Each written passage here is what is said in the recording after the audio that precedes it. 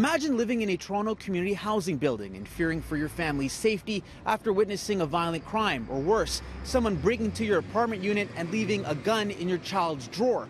I'm Natish Basono, and you'd think that those circumstances would be enough to put you at the top of a priority list to get transferred to a safer home.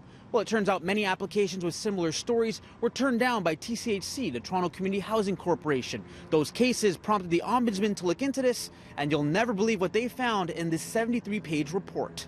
We really found that the system is broken, the system for these priority transfers. It's a bold statement after an alarming discovery following a 2-year investigation into Toronto Community Housing's safety at-risk and medical priority transfer process.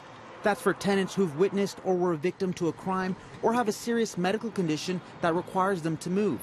In it, the Ombudsman found that everything from the application packages being put together to the decision-making was unfair because of inconsistent process and arbitrary decision-making by staff. TCHC is raising false expectations in its tenants because it's putting them through this process of applying for a priority, and the priority turns out to be basically meaningless. There are 1,400 people on that waiting list, and more than 54% of them have been on it for 5 years or more. The investigation also found that one of the reasons for the delay was that tenants in another category, those who have more space than what they need, called overhoused, have a higher priority to transfer.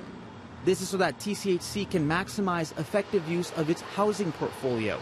In the case of the woman whose apartment was broken into and where someone had left a gun in her child's drawer, she was denied twice. She had applied for a priority transfer on the basis that her safety required it, and it was denied.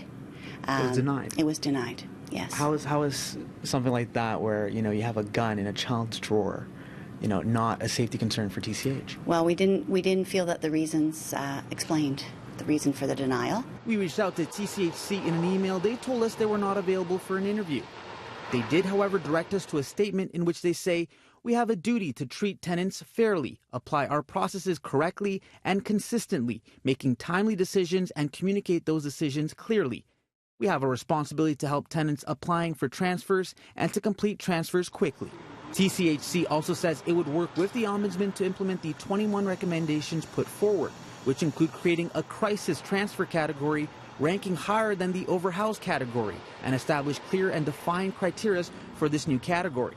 For residents, however, they're still faced with the harsh reality of a broken system. So many people on waiting list, it will take a long. That is that. I asked my doctor, and he wrote something for letter for transfer for the reason why I like to move.